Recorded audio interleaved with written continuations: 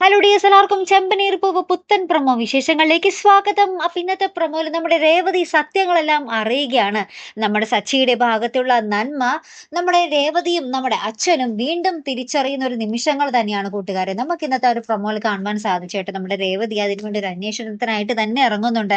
ശേഷം മഹേഷിന്റെ ഭാഗത്ത് നിന്നുമാണ് നമ്മുടെ ശരത്തിനുണ്ടായ ഒരു പോരായ്മയും വീഴ്ചയും നമ്മുടെ സച്ചി കാർ എന്തിനാണ് വിറ്റത് എന്നുള്ള കാര്യമൊക്കെ നമ്മുടെ രേവതി അറിഞ്ഞു വരികയാണ്. അപ്പൊ നമ്മുടെ രേവതിക്ക് മനസ്സിലായി താനും തന്റെ വീട്ടുകാരും അച്ഛനും ഒക്കെ നമ്മുടെ സച്ചിയേട്ടനെ ഭയങ്കരമായിട്ട് തെറ്റിദ്ധരിച്ചു എന്നുള്ളത്.